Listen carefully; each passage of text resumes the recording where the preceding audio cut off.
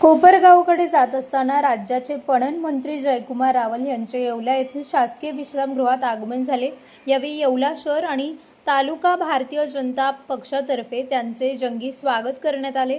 भाजप युवा मोर्चाचे नगरसेवक समीर समदडिया यांनी रावल यांचा सत्कार केला। या प्रसंगी रावल यांनी उपस्थित पत्रकारांशी संवाद साधताना शेतकऱ्यांच्या जिव्हाळ्याचा कांदा प्रश्न आणि जागतिक कीर्तीच्या येवला पैठणी संदर्भात सविस्तर चर्चा केली। बाजारपेठेतील ओरिजिनल विरुद्ध डुप्लिकेट पैठणीमुळे निर्माण होणाऱ्या समस्या त्यांनी जाणून घेतल्या।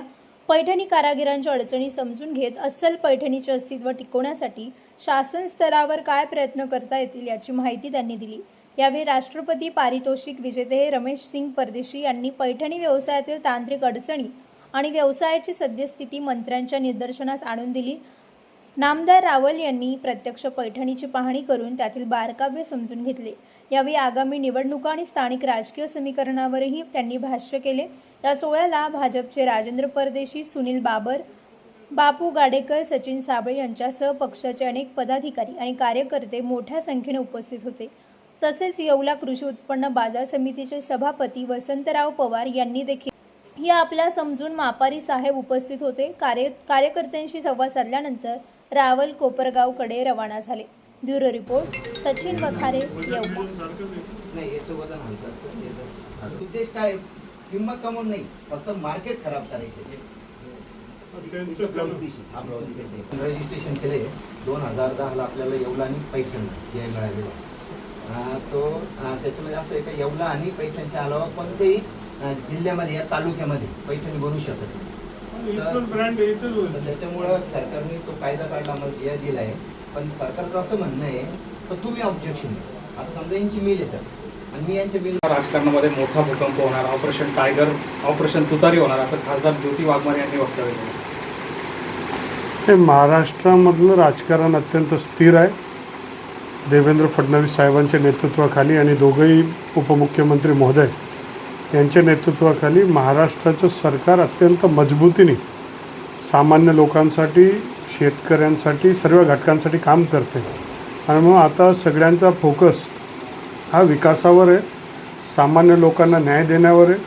फार मोठी घोषणा ही कर्जमाफीची मुख्यमंत्री मोदयांनी ही घोषणा केली, त्याच्यावर काम करायचं आणि म्हणून या सगळ्या विषयाला फार वेळ नाही आणि याच्यामधलं फार तथ्य नाही। साहेब, कोट्यावधीच्या जमिनीचा हितनामा प्रकरणात प्रसिद्धीत झोतात आलेल्या खासदार संदीपान भुमरे यांचा चालक जावेद शेखवर अखेर गुन्हा दाखल झाला। या विषयाची माहिती मला नाही, माहिती असल्यास मी आपल्याला कळवतो। साहेब, आता नाशिकचं जे सध्या बंधुबाबा प्रकरण गाजत आहे, कोर्टात त्याने असा कांगावा केला आहे की नीरज जो त्याचा सेक्रेटरी होता त्याला कोणीतरी कट करून माझ्याकडे पाठवलं। खरं तर राज्याचे मुख्यमंत्री महोदय, ते गृहमंत्री देखील आहे, यांनी सविस्तर याच्यामध्ये सभागृहामध्ये सांगितलं आहे की हा जे भोंदू प्रकार जे चालले आहेत हे समाजासाठी चुकीचे आहेत आणि म्हणून कायद्याच्या चाकोरीमधले कडक कारवाई या सगळ्यांवर होणार। आणि आपण पाहणार जसं जसं काळ जाईल, दिवस जाईल, सगळे प्रकरण उघडकीस येतील आणि त्याच्यामध्ये जे जे कोणी दोषी असतील, जे जे कोणी संबंधित असतील, जे मदतगार असतील, त्या सगळ्यांवर कायद्याचा बडगा, कडक कारवाई होईल। दीपक केसरकर यांनी असं म्हटलंय की मला या प्रकरणात बळीचं पत्र बनवलं जात आहे, माझा फोटो आला म्हणून मला गोवलं जातं। तर व्यक्तिगत मला कोणाबद्दल सांगता येणार नाही, परंतु सामाजिक कामामध्ये अनेक लोक भेटतात, त्यांचा काही परिचय नसतो। कुठे कार्यक्रमाला गेलं तर 10-20 लोक जमतात आणि त्यामुळं कोणी काय केलं हे डायरेक्ट कोणा व्यक्तीवर जोपर्यंत त्यांचं कनेक्शन, त्यांची जबाबदारी किंवा त्यांचं काही सिद्ध होणार नाही तोपर्यंत कोणावर आरोप लावणं माझ्यासारख्याला तर योग्य वाटत नाही। पण कायदा हा सगळ्यांसाठी समान आहे, त्याच्यात कोणी चुकीचं काम केलं असेल तर कायद्याची कडक कारवाई त्यांच्यावर होईल।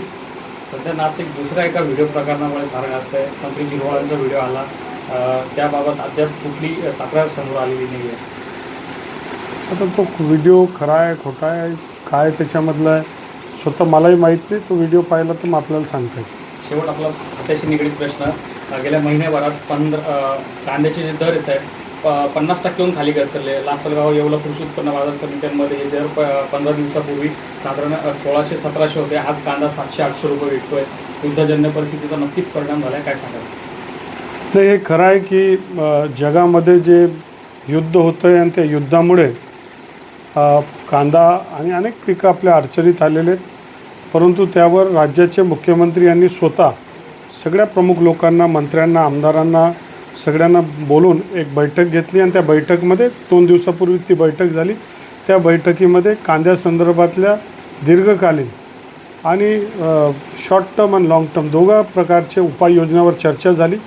तात्काळ शेतकऱ्यांना मदत दिली पाहिजे आणि म्हणून त्यावर कृषी सचिव, पणन सचिव आणि वित्तचे सचिव या तिघं सचिवांचं एक समिती बनवण्यात आली. त्यांना एक 7 दिवसामध्ये त्यांनी अहवाल द्यावा आणि त्या माध्यमातून शेतकऱ्यांना काय भरीव मदत करता येईल राज्य सरकार त्याच्यासाठी ती करणार है. सर, एक हिंदी में सवाल रहेगा।